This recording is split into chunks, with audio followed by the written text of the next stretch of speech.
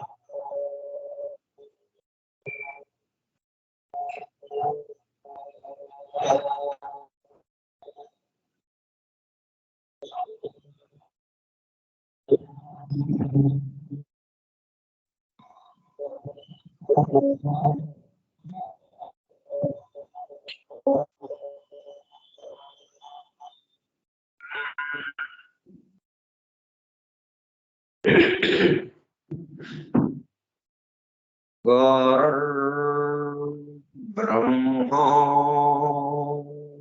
गुरुर्विष्णुः गुरुर्देवो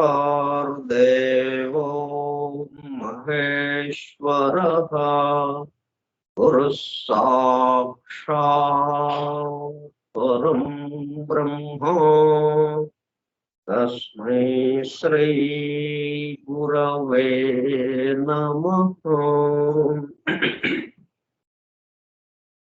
व्यासं वसिष्ठनप्तारं शक्तेः पौत्रमकल्मषम् पराशरात्मजं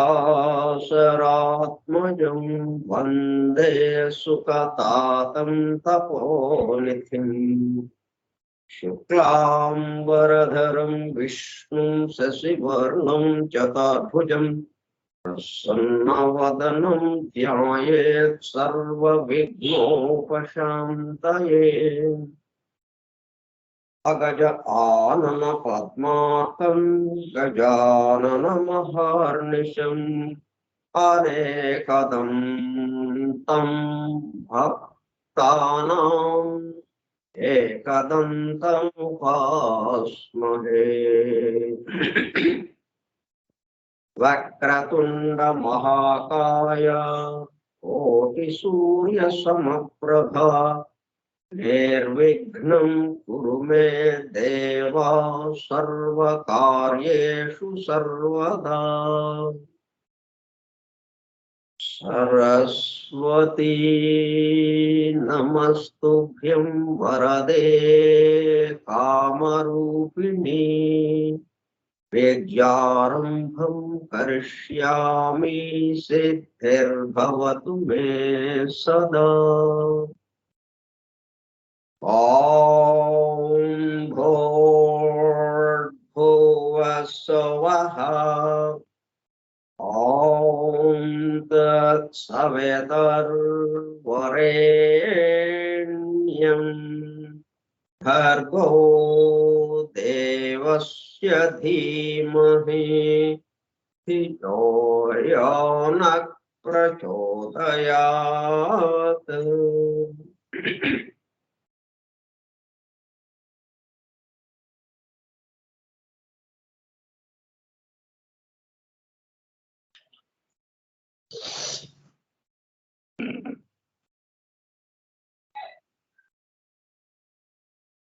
वासुदेव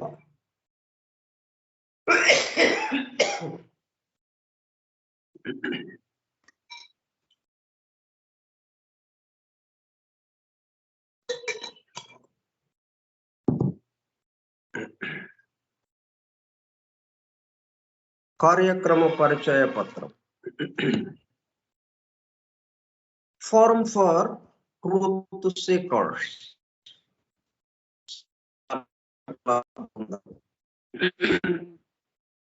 పరమ గురువులు హెలినా పెట్రోనా బ్లవెట్స్కి ద్వారా సమస్త మానవాళి ఆధ్యాత్మిక అభివృద్ధి పరిపూర్ణతల కొరకు అందించిన మ్యాగ్నమ్ ఓపస్ పరమాద్భుత దివ్య గ్రంథము ద సీక్రెట్ డాక్ట్రైన్ రహస్య సత్య సూత్రము వాల్యూమ్ 1 కాస్మోజెనసిస్ ప్రథమ సంపుటము బ్రహ్మాండోత్పత్తి క్రమం.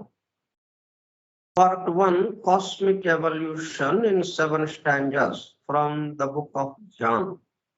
ప్రథమ భాగము ధ్యాన గ్రంథములోని 7 స్టాంజాస్ లో వివరింపబడిన బ్రహ్మాండ పరిణామము. గ్రంథ పఠనము, అధ్యయనము, అవగాహన, ఆత్మదర్శనము కార్యక్రమము.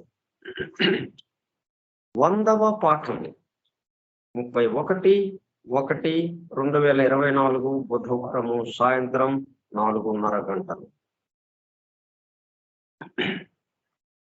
అన్ని బెసెంట్ ప్రసాదించిన universal prayer invocation.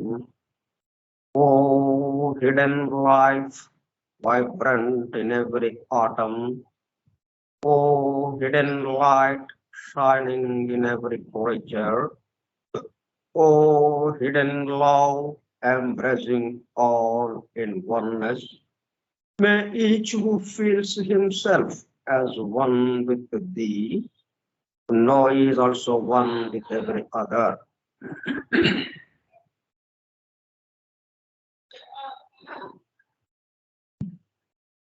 The days and nights of Brahma సంబంధించిన విషయాలు తెలుసుకుంటున్నాం. రెండో భాగంలో సంకేత విద్యల పరిణామానికి సంబంధించినటువంటి విషయాలు వివరించే రెండో భాగంలో the days and nights of Brahma విషయం తెలుసుకుంటున్నాం. ప్రళయ స్థితి ఎలా ఉంటుంది, ప్రళయ స్థితి నుంచి వ్యక్త స్థితికి అంటే సృష్టి స్థితికి రాబోయేటప్పుడు అలాగా ఉంటుంది.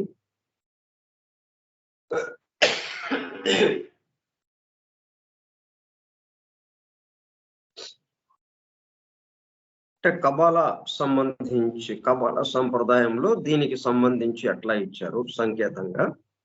వాటిల్లో ఉన్న విశేషార్థం ఏంటో మనం ఇప్పుడు చూస్తున్నాం.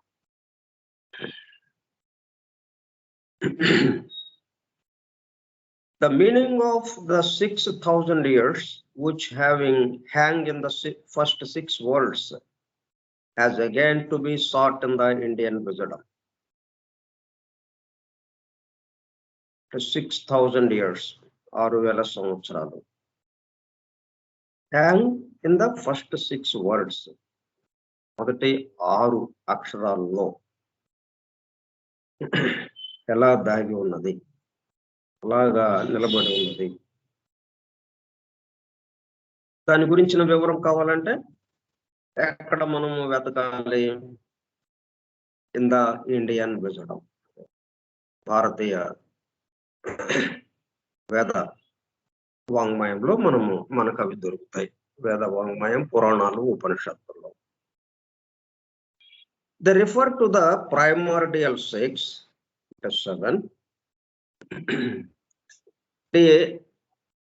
ఒకదాన్ని వదిలేసి మిగతా 6టిని చెప్తూ ఉండడం. మనకి పరమానంద శిష్యుల కథ వినే ఉంటారు కథలో. దాంట్లో ఒక చోట వీళ్ళు ఎంతమంది ఉన్నారు లెక్కేసుకుంటే ఒకళ్ళు తగ్గుతూ ఉంటారు. ఏంటి ఎంతమంది, అందరూ లెక్కేస్తారు, ఎవరికి వాళ్ళు విడివిడిగా. మళ్ళీ నేను లెక్కేస్తానుండు అని వీళ్ళు లెక్కేస్తాడు. లెక్కేస్తే మళ్ళీ ఒకటి తగ్గుతూ ఉంది. ఏంటిదని గురువు గారి దగ్గరికి వెళితే ఆ గురువు గారు చెప్తారు, అరే నిన్ను లెక్కేసుకోలేదు, అందువల్ల ఒకటి తగ్గుతోంది అన్నట్టుగా. అది తమాషాగా, అంటే వాళ్ళు ఏదో తెలివి తక్కువ వాళ్ళు అయినట్టుగా, వాళ్ళకి ఏమీ తెలియదు అన్నట్టుగా మనము భావిస్తూ ఉంటాం.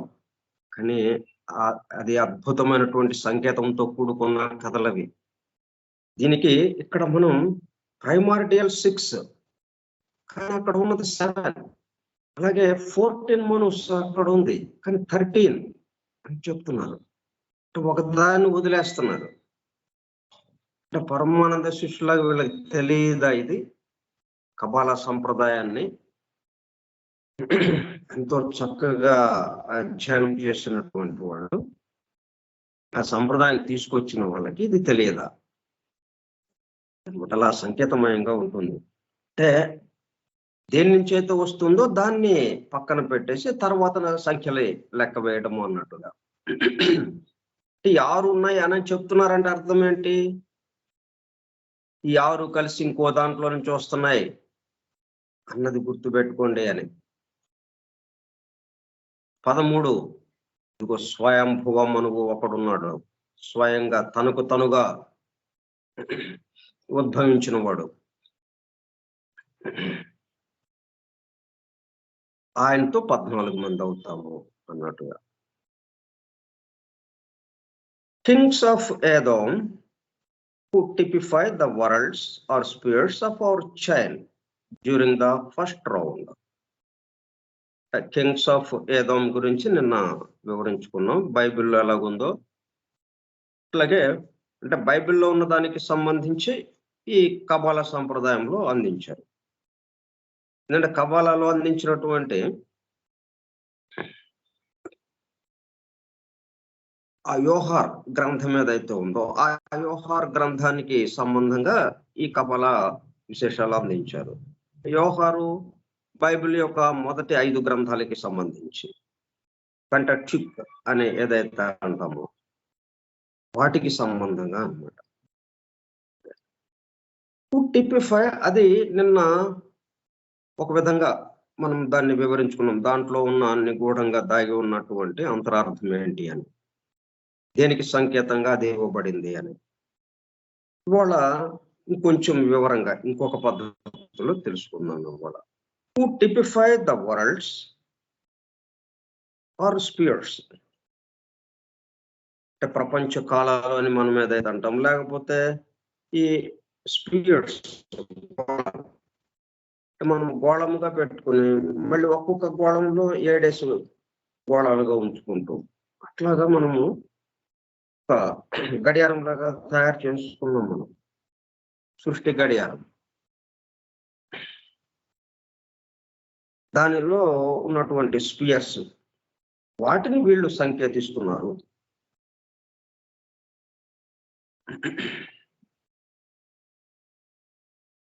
Of our chain during the first round. Of our chain అంటే మనకి ఎర్త్ చైన్. ఈ ఎర్త్ చైన్కి ముందుగా ఇంకా ఎన్ని జరిగినాయి? 3 చైన్స్ పూర్తయినాయి. ప్లానెటరీ చైన్స్ 3 పూర్తయిపోయి 4వ చైన్లో మనం ఉన్నాం. ఇది ఎర్త్ చైన్. ఎర్త్ చైన్ అంటే మనకి 7 రౌండ్లు పూర్తయితే కానీ 7 రౌండ్స్ పూర్తయితే ఆ లైఫ్ ఫోర్స్ ఒక్కొక్క స్పియర్లో ఒక్కొక్క గోళంలో కొంత కాలం ఉంటూ ఆ గోళం మొత్తాన్ని చైతన్యవంతం చేస్తూ తర్వాత గోళంలోకి రావడం, ఇట్లాగా తిరుగుతూ ఉంటే ఆ మొత్తాన్ని ఏమంటామంటే 7 రౌండ్స్ పూర్తి చేస్తే ఒక చైన్ పూర్తవుతుంది, ఒక ప్లానెటరీ చైన్. అట్లాగా 3 పూర్తయినాయి. మనకన్నా ముందు పూర్తయింది ఏంటి? Moon chain. ఆ మూన్ చైన్ పూర్తయిన తర్వాత అప్పుడు ఎర్త్ చైన్లోకి వచ్చాము మనం. ఇప్పుడు ఎర్త్ చైన్లో గ్లోబ్ డీలో ఉన్నాము. పూర్తిగా భౌతిక స్థితిలో ఉన్నటువంటి స్థితిలో ఉన్నాం. పూర్తిగా భౌతిక స్థితిలో గ్లోబ్ డీలో ఈ 4th చైన్ అనేది ఉంది. Of our chain during the first round, మన చైన్కి సంబంధించి మళ్ళీ 7 రౌండ్స్ జరగాలి. ఆ 7 రౌండ్స్ లో 4th రౌండ్ అయిపోయి 5th రౌండ్లోకి రాబోతున్నాం.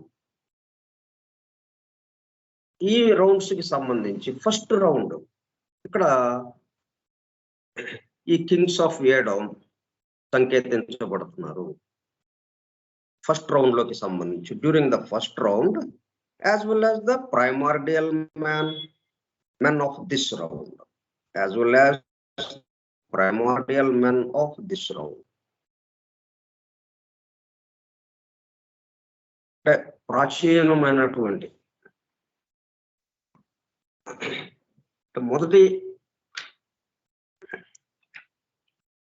మొదటి రూట్ రేస్ కి సంబంధించినటువంటి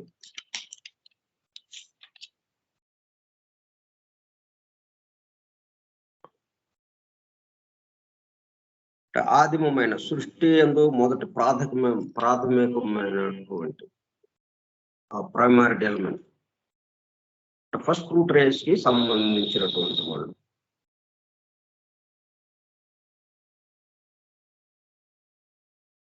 during the first round as well as the primary men of this round.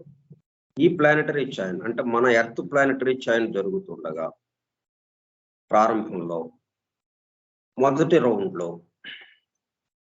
అప్పుడు ఉన్నటువంటి మొదటి రేస్ కి సంబంధించి ఫస్ట్ రూట్ రేస్, మొదటి మానవ జాతి మూల జాతికి సంబంధించి అది వీళ్ళు సంకేతిస్తున్నారు. కింగ్స్ ఆఫ్ ఏదోమ్, ఆ 7 రాజులు ఎవరైతే ఉన్నారో వాళ్ళు వీటి మొత్తాన్ని సంకేతిస్తూ ఈ కథ అంతా ఎలా జరుగుతుందో వాళ్ళ ద్వారా తెలియజేశారు మనకి బైబిల్లో, పరిశుద్ధ బైబిల్ గ్రంథంలో.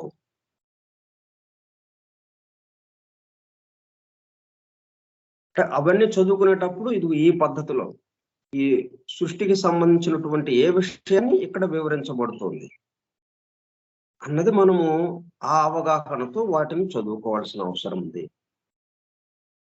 They are the septenary pre Adamic or before the third separated race.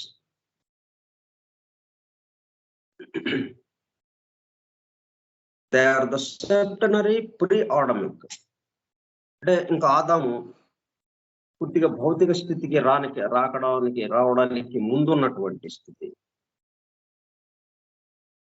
ఆ స్థితిని అది తెలియజేస్తుంది.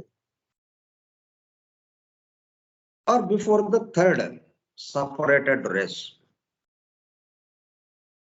మనకి first root race, second root race. First race ఛాయా మాత్రంగా ఉంటుంది, ఇథీరియల్గా. సెకండ్ రేస్ వచ్చేసి ఆండ్రోజినస్ గా ఉంటుంది, అంటే మొత్తం స్త్రీ పురుషులు కలిసిపోయినట్టుగా ఉంటుంది, విడిపడటం అనేది ఉండదు. థర్డ్ రేస్ వచ్చేటప్పుడు కల్లా అంటే సెకండ్ రేస్ స్వెట్ బోర్న్ గా. తరువాత మరి వీళ్ళందరూ ఎలాగ వస్తున్నారు? వాళ్ళు మానసికంగా వాళ్ళ ఊహల ద్వారా వాళ్ళు వస్తుంటే ఇవన్నీ కూడా మనము జంతువుల్లో, నీటిలో ఉండేటటువంటి చేపలు వాటిల్లో చూస్తాం మనం. ఎలాగా నెమలి ఉంది, ఈ మేల్ ఫీమేల్ కలవకుండానే సంతానాన్ని కొంటారు, ఆ గుడ్డు పెడుతుంటుంది నెమలి. తన యొక్క కంటి నుంచి కారుతున్నటువంటి నీరు, తన కంటిలో నుంచి ఆ పరవశత్వంతో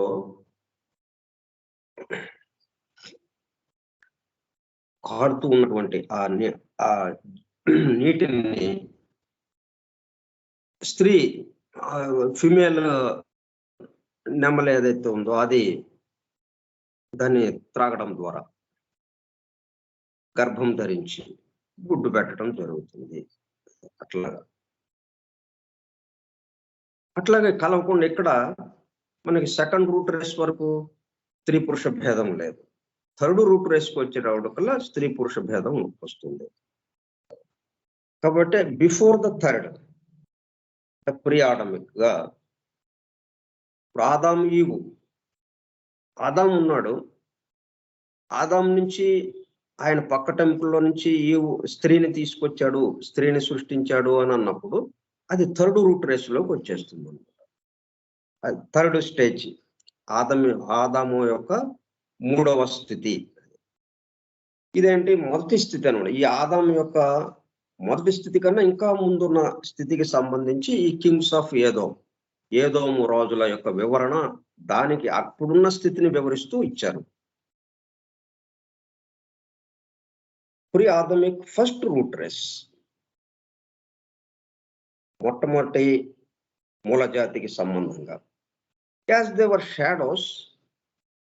ఎందుకని? మరి మొట్టమొదటి మూల జాతి ఎక్కడి నుంచి వచ్చింది?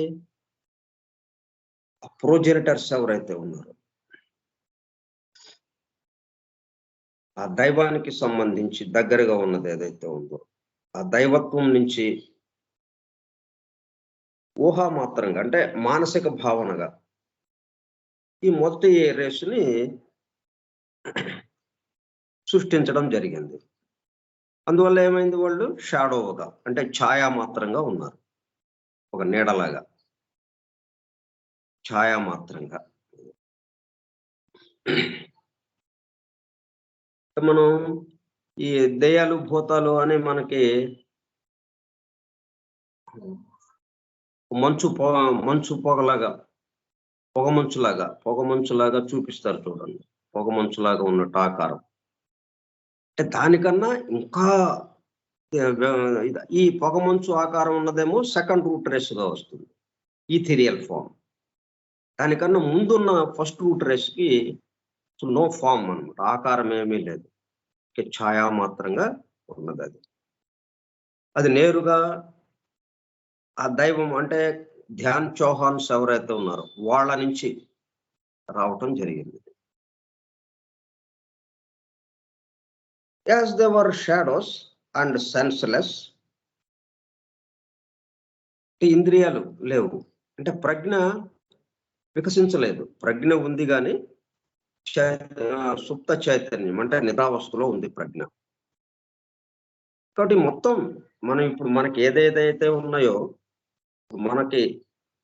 మనం ప్రస్తుతం ఉన్నటువంటి ఈ 5వ మూల జాతికి సంబంధించి మనం ఎట్లాగైతే మానవులుగా ఉన్నామో ఇవన్నీ ఉన్నప్పటికీ మొత్తం నిద్రాణ స్థితిలో ఉన్నాయి. సుప్త చైతన్యంగా ప్రజ్ఞ మేల్కొనని స్థితిలో ఉన్నాయన్నమాట.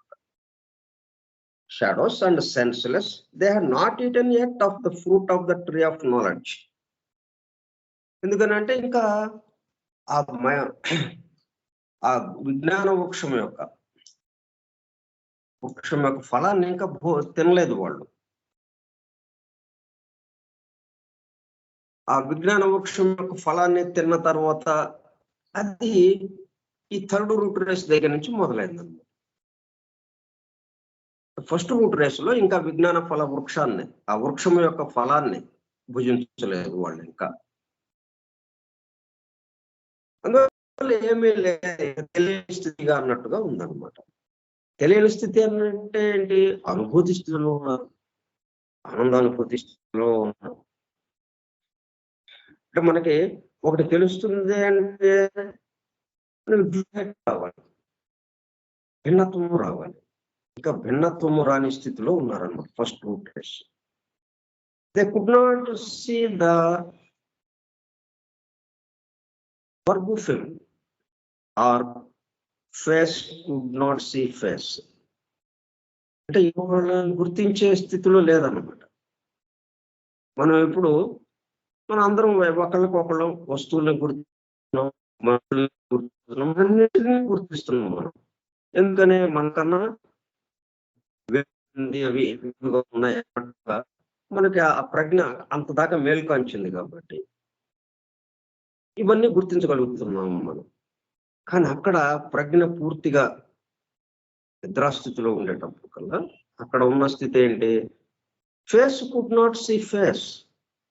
ఒకళ్ళని ఇంకొకళ్ళు గుర్తించడం లేదు. ఇంకా ఆ ఏకత్వ భావంలోనే, ఆ అనుభూతిలోనే ఇంకా ఉన్నారు వాళ్ళు. ఇంకా ఒక విధమైనటువంటి పారవశ్య స్థితిలో, అనుభూతి స్థితిలో ఉన్నారు first root race. Primeval men were unconscious.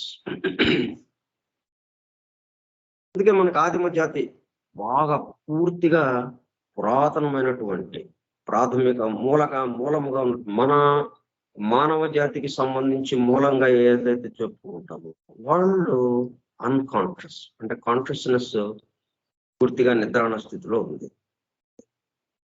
Therefore, the primordial kings died. The 7 kings died. ఆ యోధము రాజుల వివరణ చెప్పారు కదా, 7 రాజులు. వాళ్ళు ఏమైంది? ఒకళ్ళ తర్వాత ఒకళ్ళు చనిపోయినట్టుగా చెప్పారు. అదే ఈ ఫస్ట్ రూట్ రేస్కి సంబంధించి ఫస్ట్ రూట్ రేస్ రావడానికి ముందు ఏంటి జరిగిందో అన్నది వీళ్ళ కథ ద్వారా మనకి తెలియపరిచారు. Were destroyed, that is were destroyed by Siphra Dzeniouta. ఈ మేర్సన్ ఆయన ఏదైతే రాశాడో ఆ గ్రంథం పేరు సెఫిరా జెనియోటా. దాంట్లో కబాలా అధ్యాయంలో ఈ విషయాలు వివరించాడు కదా. Now who are they? మరి ఆ ఏడుగురు ఎవరు? ఆ ఏడుగురు రాజులు అని చెప్పారు. వాళ్ళు ఒక్కొక్కళ్ళు చనిపోయారని అన్నారు. మరి ఎవరు వాళ్ళు? They are the kings who are the 7 rishis. అంటే ఏ గ్రంథానికి ఆ గ్రంథం, ఏ పవిత్ర గ్రంథంలో వివరింపబడింది ఆ పవిత్ర గ్రంథానికి విడివిడిగా మనం చదివామనుకోండి, అంత తేలికగా మనకి గ్రహించడానికి వీలవదు. దీన్ని తెచ్చి మళ్ళీ ఇంకొక పవిత్ర గ్రంథంలో ఉన్న విషయంతో పోల్చుకుంటే అప్పుడు మనకి స్పష్టత ఏర్పడుతుంది.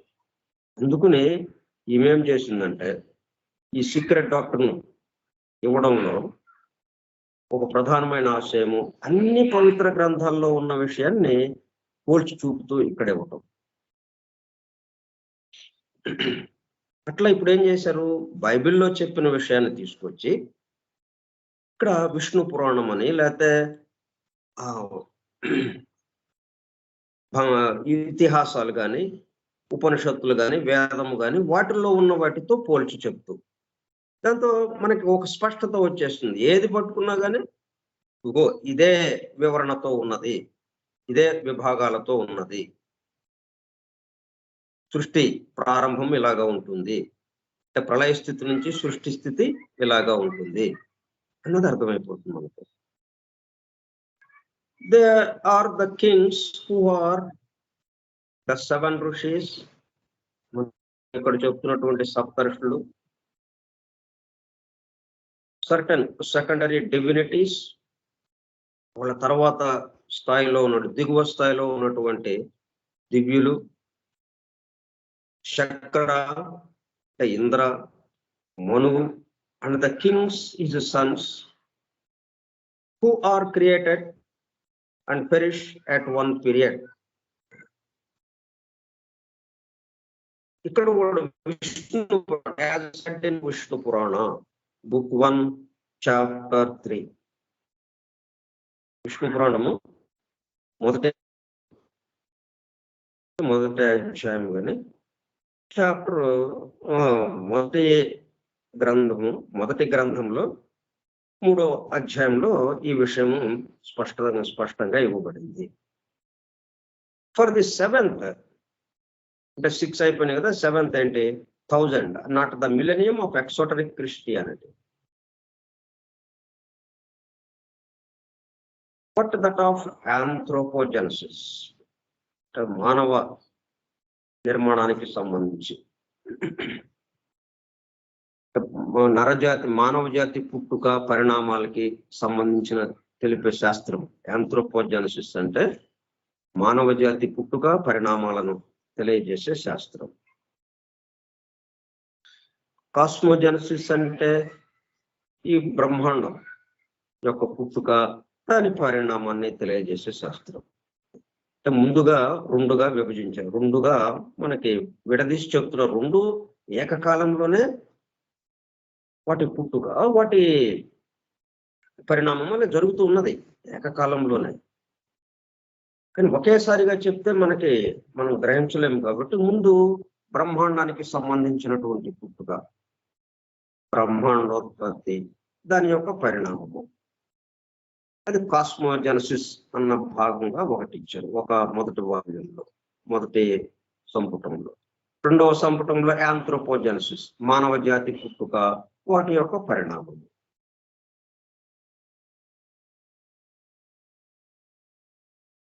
For the 7th, not the millennium of exoteric Christianity, క్రీస్తు మతంలో చెప్పబడుతున్నటువంటి మిలేనియం అంటే లక్షల సంవత్సరాలు అనే కథలు ఏదో వాటి యొక్క గణాంకాలు చెప్తున్నారు కదా, అది కాకుండా but that of anthropogenesis. మానవ జాతి పుట్టుకకు సంబంధించి పరిణామాలకు సంబంధించిన విషయంగా అవి అందించారు. Represents both the 7th period of creation. అందుకే ఒక్కొక్క రోజుని ఒక్కొక్క period of creation. First day, first period of creation, second period of creation, అట్లా 7 రోజుల్లో పూర్తయింది. ఈ సృష్టి మొత్తము 7 రోజుల్లో చేశారు అన్నట్టుగా మనకి బైబిల్లో వస్తుంది. ఇట్లా 7th పీరియడ్ ఆఫ్ క్రియేషన్.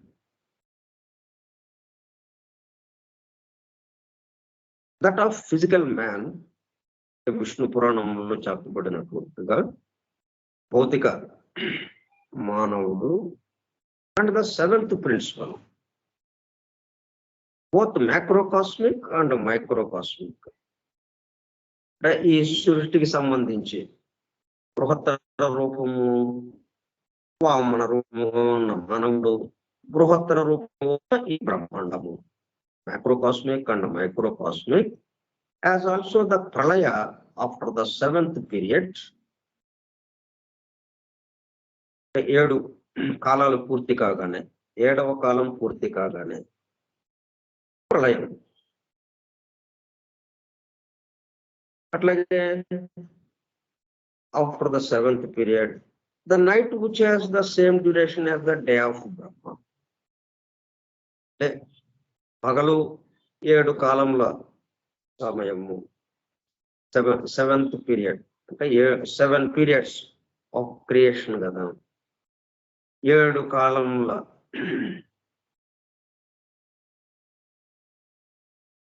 పగలు. అట్లాగే 7 కాలములకు సంబంధించి అది night. 7th period, that night which has the same duration as the day of Brahma. Planetary చైన్కి సంబంధించి 7 రౌండ్స్ పూర్తవగానే ఒక planetary chain. It was rendered entirely desolate during 12 hours, as is written.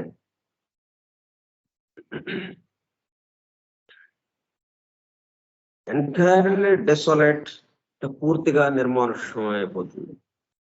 మనం రాత్రి 11-12 నిద్రపాటగా అలాగా రోడ్డు మీదకి వెళ్తాం. ఏమవుతుంది, పగలు రోడ్డు మీద చూసినప్పుడు ఎట్లాగా ఉంది, ఇప్పుడు అర్ధరాత్రి రోడ్డు మీద చూసినప్పుడు ఎలాగా ఉంది. అనేకమైనటువంటి వాహనాలతో పెద్ద రొదగా వెళ్తున్నటువంటి అనేక రకాల వాహనాలు, మనుషులు అందరూ, రోడ్డు ఖాళీ ఉండదు, రోడ్డు అంతా క్రిక్కిరిసిపోయినట్టుగా ట్రాఫిక్ జాములతో మరి అలాగా ఉంది రోడ్డు అంతా. అర్ధరాత్రి చూసాము, అసలు ఒక్క వెహికల్ లేదు, ఒక్క మానవుడు లేదు, మనం తప్ప అన్నట్టుగా. చూసేవాళ్ళం మనం ఒక్కళ్ళమే అక్కడ ఉన్నామా అన్నట్టుగా, పూర్తి నిర్మానుష్యంగా, డెసోలేట్, పూర్తి నిర్మానుష్యంగా during 12 hours as is return. అట్లా ఈ ప్రళయ స్థితిలో కొంత సమయం ఆ మాదిరిగా ఉంటుంది. మరి వీళ్ళందరూ లేరా? పగలంతా చూసామే, వీళ్ళందరూ ఎక్కడికి వెళ్ళిపోయారు? వీళ్ళందరూ వాళ్ళ నివాస స్థానాల్లో నిద్రపోతూ ఉన్నారు. ప్రళయ స్థితి అంటే అది, అందరూ ఉంటారు, నిద్రపోతూ ఉంటారు. ఇక్కడ మనకేంటంటే ఈ ప్రళయ స్థితి, వీళ్ళందరూ ఆ నిద్రపోవటం ఏంటి, మనం ఎక్కడి నుంచి అయితే వచ్చామో అక్కడికి వెనక్కి వెళ్ళిపోయి ఒకళ్ళకి ప్రారంభంలోకి వెళ్ళిపోతాం, పూర్తిగా కరిగిపోయి. It was rendered entirely desolate during 12 hours, as is written. It is in the 13th, అంటే twice 6 and the synthesis. 14 మనువులు అనుకుంటున్నాం కదా, ఈ 13 14 వాడు, ఈ 13కి ఏంటి మళ్ళీ twice 6,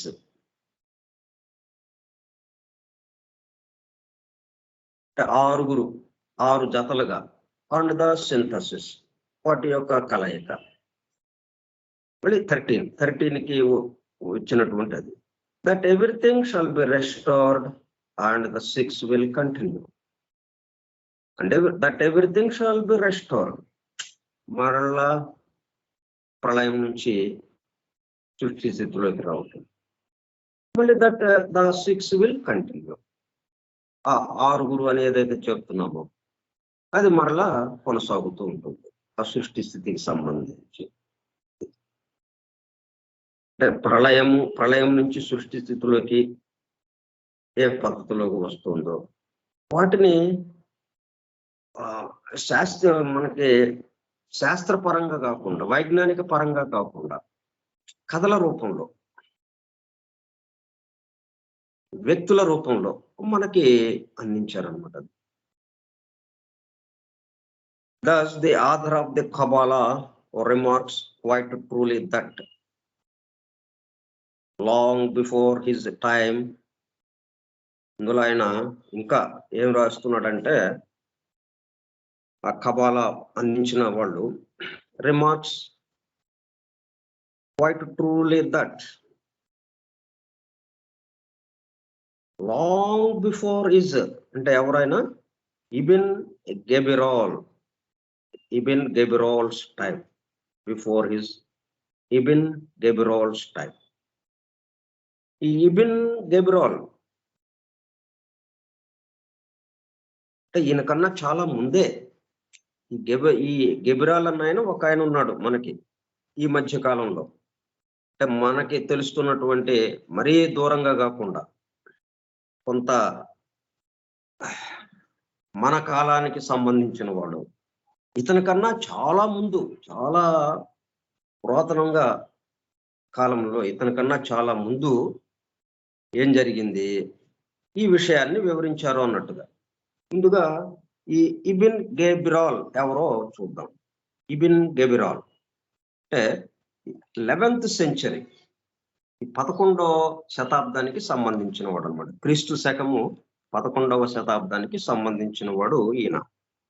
అందుకనే లాంగ్ బిఫోర్ హిజ్ టైం అని చెప్పారు. అందుకని కబాలాలో ఇంకొకటి కూడా రాశారు, ఇంకొక విషయాన్ని కూడా.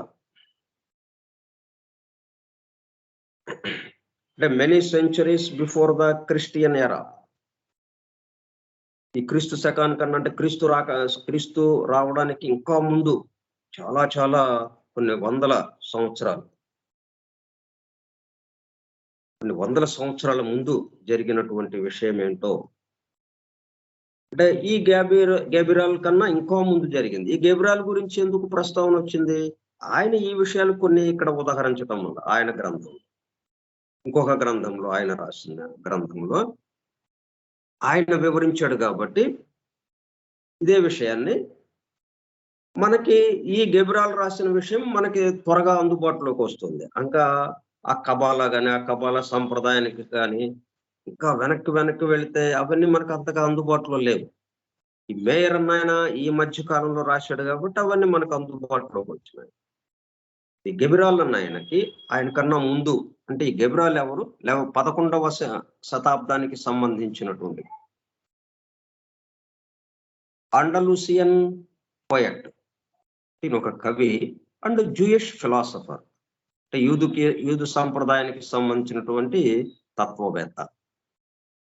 ఇన్ నియోప్లెటోనిక్ ట్రెడిషన్ ఈయన ఎవరిని అనుసరించారు?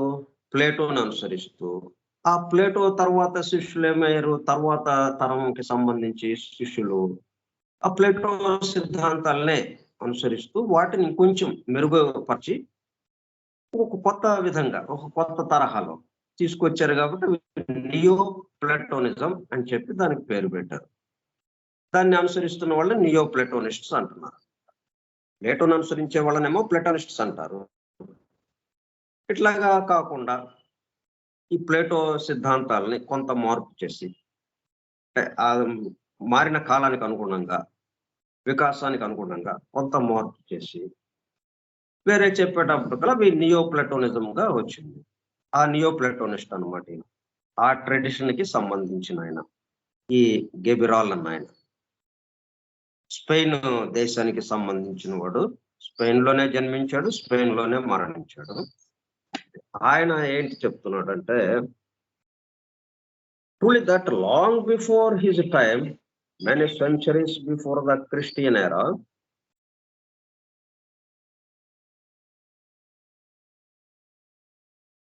ఈ గెబ్రాల్ అన్న ఆయన కన్నా చాలా కాలం ముందే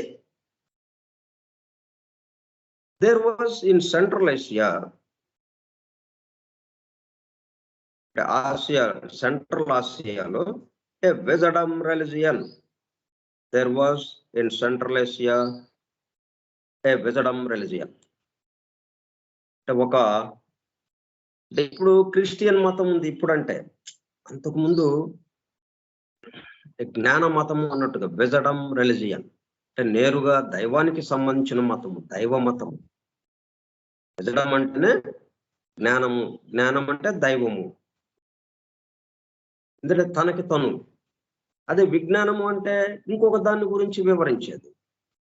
ఇక్కడ ఈ రెండు పదాలు మనము బాగా గుర్తుపెట్టుకుంటే, నాలెడ్జ్ అని వచ్చిందంటే ఇంకొక దాని గురించి వివరించేది, దాని గురించి వివరించేది. అది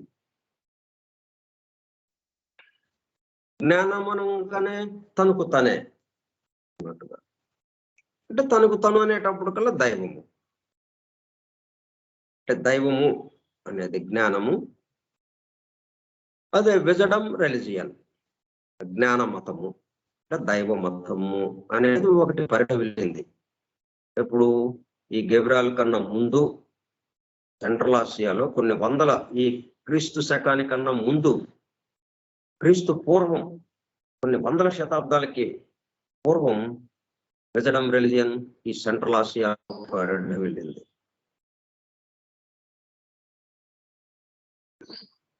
Fragments of which subsequently existed among the learned men of the archaic Egyptians. Asia ఖండంలోనే కదా భారతదేశము ఇవన్నీ ఉన్నాయి మనకి. ఫ్రాగ్మెంట్స్ ఆఫ్ విచ్ వాటిల్లో కొన్ని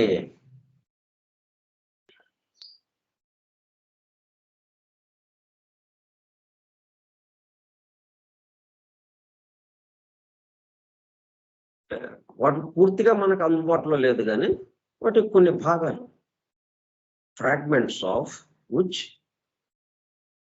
ఆ విజడం రిలిజియన్ యొక్క, ఆ దైవ మతం యొక్క, జ్ఞాన మతం యొక్క వివరాలు, పూర్తి వివరాలు మనకు అందుబాటులో లేకపోయినప్పటికీ దాంట్లోని కొన్ని భాగాలు మనకి అందుబాటులోకి వచ్చినాయి. Subsequently existed among the learned men of the archaic Egyptians. ఎవరికి అందుబాటులోకి వచ్చినాయి? ఆ తర్వాత ఉన్నటువంటి ఈజిప్షియన్లకి, అలాగే చైనీస్, హిందూస్ ఎట్సెట్రా, అలాగే చైనా దేశానికి సంబంధించిన వాళ్ళకి, చైనీయులకి, ఈజిప్షియన్లకి, అలాగే భారతీయులకి, వీళ్ళందరికీ అందుబాటులో ఉంది ఆ విజడం రిలిజియన్, ఆ దైవ మతము. అంటే మతము అంటే ఒకే మతం, ఒకే దైవాన్ని గురించి చెప్పేది అన్నట్టుగా. ఒక వ్యక్తి చెప్పిన మతంగా కాకుండా, మతం అంటే మనకి సాధారణంగా ఏంటి, ఒక వ్యక్తి రావడం, ఒక ప్రవక్తగా ఆయన బోధ చేయటం ఏదో ఒక విషయాన్ని, దాని తర్వాత ఆయన పేరుతో ఆ మతాన్ని ముందుకు తీసుకువెళ్తాం. అట్లా మతాలన్నీ. మరి భారతీయ సనాతన ధర్మం అట్లాగ లేదు. అవతార పురుషులు వచ్చినప్పటికీ వాళ్ళు కూడా ఏమీ మతం స్థాపించలేదు. ఇప్పుడు మనకి ఈ 8 అవతారాలు వచ్చినాయి, దశావతారాలు మనకి ఉన్నాయి కదా. 9 అవతారాలు వచ్చినట్టుగా మనం చెప్పుకోవచ్చు. బుద్ధుడితో 9 అవతారాలు వచ్చినప్పటికీ ఆ 8 అవతారాలకి సంబంధించి మనకు మతం లేదు వాళ్ళ పేర్లతో. అట్లాగా సనాతన ధర్మం, సృష్టికి సంబంధించి ఒకే ధర్మం ఉంటుంది. దాన్నే మనము ప్రాచీనమైనది, సనాతనమైనది అంటే ఎల్లప్పుడూ శాశ్వతంగా ఉండేది. అట్లా అదే విజడమ్ రిలిజియన్ గా అక్కడ పరిడవిల్లింది సెంట్రల్ ఏషియాలో. అదే దాని నుంచే ఈజిప్షియన్లకి, చైనీయులకి, భారతీయులకి దానికి సంబంధించిందే అందింది అని అక్కడ ఉన్నటువంటి పండితులకు కానీ లేకపోతే తత్వవేత్తలు కానీ దాన్ని అందుకునే తర్వాత వాళ్ళకి అది అందజేశారు. And that the Kabbalah most likely originally came from Aryan sources. ఈ క్రమంలోనే ఈ కబాలా సంప్రదాయం కూడా ఇది కూడా ఆర్యన్ల నుంచి వచ్చి ఉండాలి. From Aryan sources, originally came from Aryan sources through central Asia, Persia, India and Mesopotamia. అట్లా ఒక్కొక్క దేశం, ఒక్కొక్క ప్రాంతం నుంచి ఒక్కొక్క ప్రాంతానికి ఇట్లాగా అది విస్తరించింది. ఒకళ్ళ నుంచి ఒకళ్ళలాగా అందుకున్నారు ఈ కబాలా సంప్రదాయం కూడా. From Ur and Haran came Abraham and many others into Palestine. ప్రస్తుతం ఉన్న పాలస్తీన్ ప్రాంతం ఏదైతే చెప్పుకుంటున్నాం మనం, ఆ పాలస్తీన్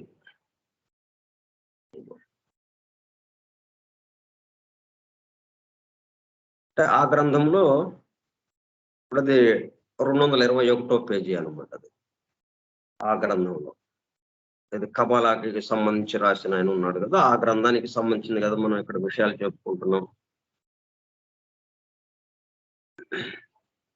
ఇది ఎందుకు చెప్పుకుంటున్నాం అంటే, ఇప్పుడు సీక్రెట్ డాక్టర్ని ఏదైతే వివరిస్తుందో ఈ ప్రళయ స్థితి నుంచి సృష్టి స్థితి ఎలాగ వస్తుందో, ఈ బ్రహ్మాండ పరిణామం ఎలాగ ఉందో, మానవ జాతి పుట్టుక పరిణామము ఎలాగ ఉందో, బ్రహ్మాండం యొక్క పుట్టుక పరిణామము ఎలాగ ఉందో, ఇవే విషయాలు వీటిల్లో వివరింపబడ్డాయి. ఈ జ్ఞానం అందరికీ అందింపబడింది. అలాగా ప్రపంచవ్యాప్తంగా ఒకళ్ళ నుంచి ఒకళ్ళు అది అందుకున్నారు అని చెప్పడం కోసం ఇవి ఉదాహరిస్తున్నారు. ఇప్పుడు ఇక్కడేమో ఉన్న విషయాన్ని ఉన్నట్టుగా వివరించడంతో పాటు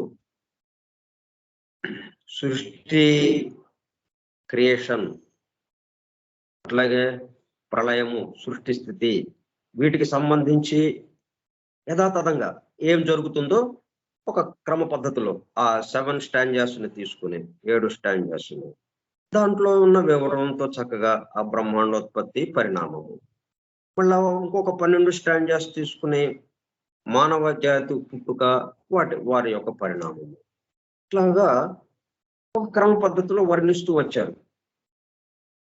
అయితే అదే సమయంలో ఇది మేము కొత్తగా ఇట్లాగా చెప్పడం కాదు, మానవ జాతికి మొదటి నుంచి అందుబాటులో ఉంది, ప్రారంభం నుంచి అందుబాటులో ఉన్నాయి విషయాలు. ఇట్లా ఒక్కొక్క ప్రాంతంలో ఒక్కొక్క రకమైనటువంటి వివరాలతో ఇవి అందింపబడ్డాయి అన్న విషయము ఇక్కడ ప్రస్తావించబడుతోంది. ఇది ఎట్లాగా వెళ్ళింది? సెంట్రల్ ఏషియా, అక్కడి నుంచి మొదలుపెట్టి సెంట్రల్ ఏషియాలో ఇది పరిడవిల్లింది బాగా. ఈ విజడమ్ రిలిజియన్ అన్నది, జ్ఞానమతము, దైవ మతము అన్నది, వాటికి సంబంధించి అక్కడి నుంచి పర్షియా, ఇండియా అండ్ మెసొపొటేమియా, ఆ తర్వాత ఈజిప్షియన్స్, చైనీస్, హిందూస్ ఎట్సెట్రా అని అన్నట్టుగా అది పెట్టుకుంటూ వచ్చారు. ఫ్రమ్ ఎందుకని అట్లాగా? ఈ బైబిల్లో చూసినప్పుడు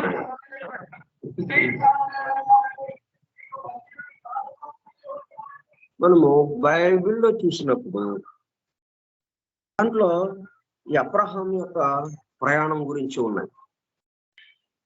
ఆయన ఒక ప్రాంతం నుంచి ఇంకొక ప్రాంతానికి ఎలాగ ప్రయాణం చేశాడు, ఆయన వంశీయులు ఎలాగ ప్రయాణం చేశారు, అవి ఏంటి చెప్తా ఉన్నాయంటే, ఈ జ్ఞానము ఎట్లాగా ఒక చోట నుంచి ఇంకొక చోటకి వెళ్ళింది అన్నట్టుగా దానికి సంకేతంగా కూడా అక్కడ ఇచ్చారు వాళ్ళు. ఫ్రమ్ అర్ అంటే ఒక ప్రాంతం పేరు, అండ్ హరన్ కూడా ఒక ప్రాంతం పేరు. కేమ్ అబ్రహాం, అక్కడి నుంచి అబ్రహాం బయలుదేరి అండ్ మెనీ అదర్స్ ఇంటూ పాలస్తీనాలోకి ప్రవేశించారు. And such was the firm conviction of C.W. King, the author of The Gnostics and Their Remains. Gnosticism బాగా క్రీస్తు తర్వాత నుంచి ఒక 200 సంవత్సరాలు 300 సంవత్సరాల వరకు, క్రీస్తు సిలువ వేయబడిన తర్వాత ఓ 200-300 సంవత్సరాల ప్రాంతం వరకు గ్నోస్టిసిజం అన్నది చాలా ప్రాచుర్యంలో ఉందన్నమాట. ఏంటి గ్నోస్టిసిజము అంటే ఈ స్పిరిట్ ని, మ్యాటర్ నుంచి, ఇప్పుడు స్పిరిట్ యొక్క స్థితి ఏంటి, ఆత్మ యొక్క స్థితి పదార్థంలో బంధింపబడి ఉంది, మ్యాటర్లో స్థూలంలో బంధింపబడింది, పదార్థంలో బంధింపబడి ఉంది అన్నట్టుగా ఉంది కదా. ఈ పదార్థం నుంచి ఈ స్థూలాన్ని, ఈ స్థూలంలో ఉన్నటువంటి, ఈ పదార్థంలో ఉన్నటువంటి ఈ స్పిరిట్ ని, ఈ ఆత్మని విముక్తి చేయడం, అదే మనం మోక్షము అన్న పేరుతో చెప్తున్నాం ఇక్కడ. అది ఎట్లాగా అన్నది ఈ గ్నోస్టిసిజం అని ఏదైతే ఉందో, ఈ గ్నోస్టిక్స్ అని ఏదైతే ఉందో, వాళ్ళు దాన్ని చాలా వివరంగా చెప్పుకుంటూ వచ్చారు. ఈ యేసుక్రీస్తు చెప్పిన విషయాలకే కొనసాగింపుగా, యథాతథంగా, ఏమీ మార్పులు చేయకుండా చెప్పుకుంటూ వచ్చారు. అయితే క్రమక్రమంగా ఏమైందంటే దాన్ని కొన్ని మార్పులకి గురి చేస్తూ ఇక ఈ గ్నోస్టిసిజం అన్న దాన్ని పూర్తిగా అణిచివేయబడింది అన్నమాట. ఆ తర్వాత ఇక పూర్తిగా ఈ చర్చి తన యొక్క ఆధిపత్యంలోకి తీసుకుంది ఈ మతాన్ని. పోప్ యొక్క చేతుల్లోకి వెళ్ళిపోయింది అనమాట. బాగా జరిగింది అది. గ్నోస్టిక్స్ అండ్ దేర్ రిమైన్స్, అంటే అప్పటికి మిగిలిన భాగాలు అన్నట్టుగా వాళ్ళ యొక్క గ్నోస్టిసిజము, దానికి సంబంధించి వాళ్ళు చెప్పినటువంటి విషయాలు అలాగా మిగిలిపోయి ఉన్నాయి. ఇంకా అలాగా ఈ ఉర్రన్ హరన్ గురించి కూడా కొంచెం చెప్పుకుందాం మనం.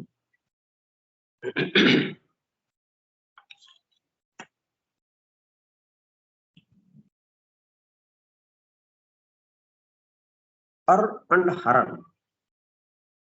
According to the Hebrew Bible, Haran was the place where Terah settled with the son Abraham. At that time called Abram.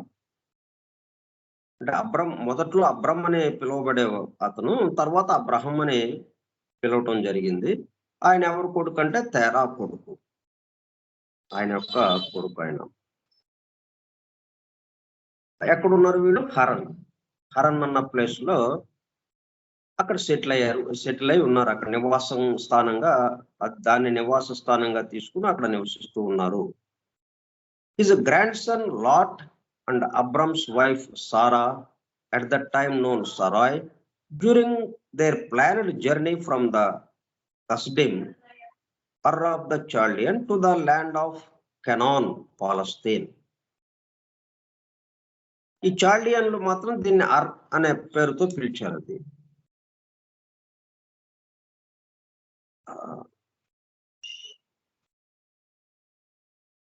Terah settled with son Abram, his grandson Lot. మనం లాట్ అనే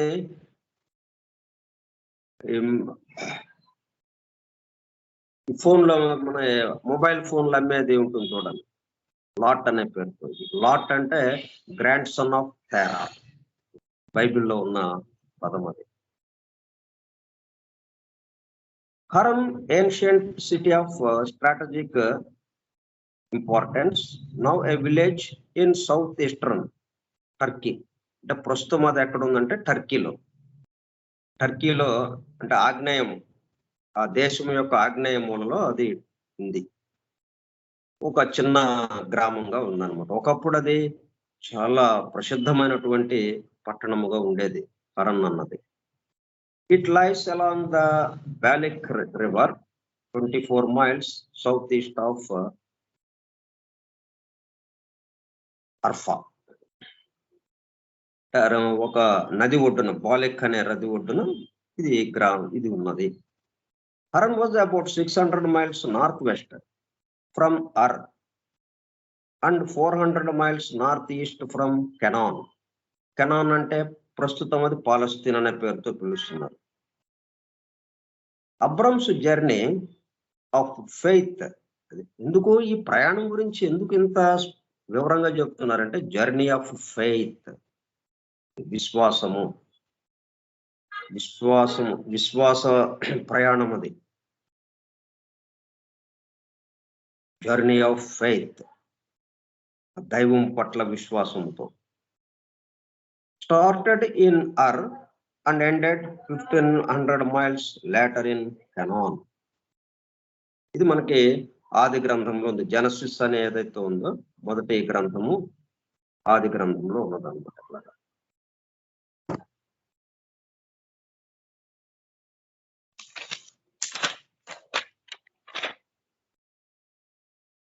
అర్ అన్నది was a major Sumerian city state located in Mesopotamia.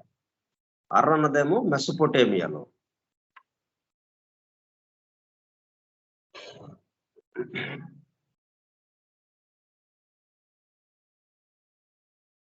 Marked today by Tell al Muqayyar in southern Iraq.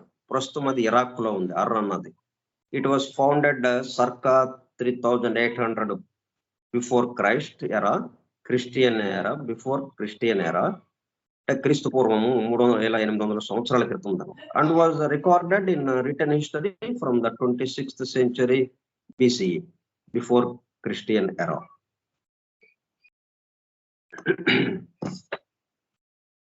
R and horn.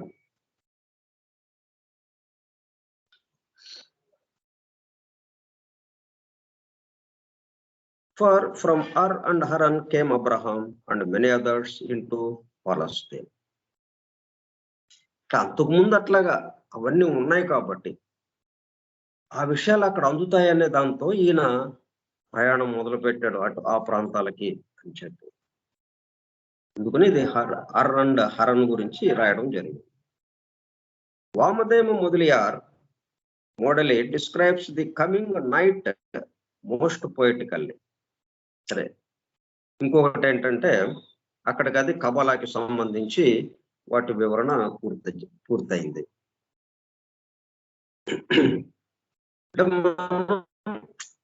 మొదటి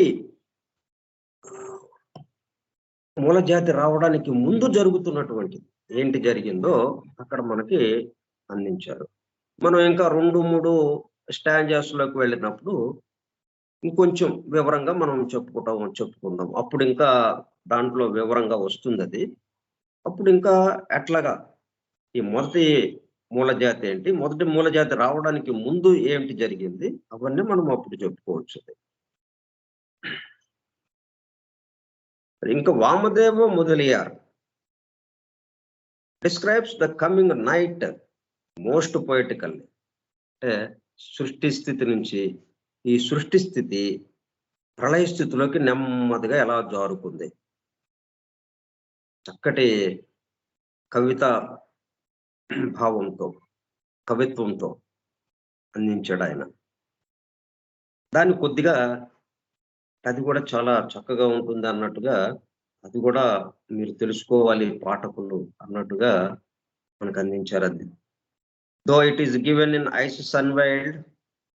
ISIS unveiled లో ఇది already ఇచ్చింది. మొదలయ్యారు ఏదైతే చెప్పాడో వామదేవ మొదలయ్యార్ ఈ ఐసిస్ అన్వైల్డ్ లో ఇచ్చింది. అయినప్పటికీ it is worthy of reputation. అంటే ఇప్పుడు మనం ఐసిస్ అన్వైల్డ్ చదవకుండా వచ్చిన వాళ్ళు ఉండొచ్చు. ఒకవేళ ఐసిస్ అన్వైల్డ్ చదివినా కానీ ఆ విషయము మనకు గుర్తు ఉండకపోవచ్చు. అందుకని మరలా ఇక్కడ ఒకసారి, ఎందుకంటే అంత ముఖ్యమైన విషయం, అది అంత ప్రాధాన్యత వహించిన విషయం కాబట్టి మరలా ఒకసారి ఇక్కడ రిపీట్ చేస్తున్నాం. It is worthy of reputation. Worthy of reputation.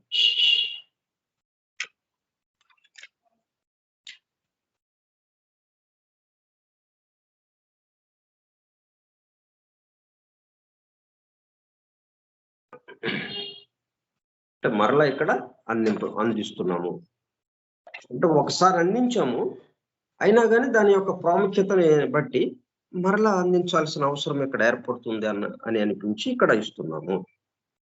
అది మనం వచ్చే సోమవారం నాడు చూద్దాం.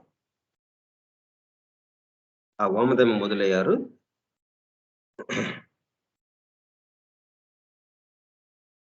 సృష్టి స్థితి ప్రళయ స్థితిలోకి, అంటే మెలకువ స్థితి నుంచి నిద్రాస్థితిలోకి, మెలకువ నిద్రలోకి ఎలాగా జారిపోయింది, మెలకువ నిద్రలోకి ఎలాగా జారిపోయింది, సృష్టి స్థితి, సృష్టి ప్రళయంలోకి ఎలాగా వెళ్ళిపోయింది అన్నది ఎంతో చక్కగా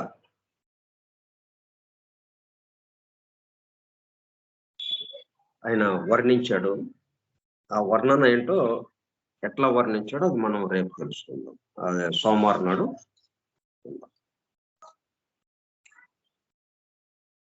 స్వస్తి ప్రజాభ్యః పరిపాలయంతాం న్యాయేణ మార్గేణ మహీం మహిషాః గో బ్రాహ్మణేభ్యః శుభమస్తు నిత్యం. లోకాః సమస్తాః సుఖినో భవంతు. లోకాః సమస్తాః సుఖినో భవంతు.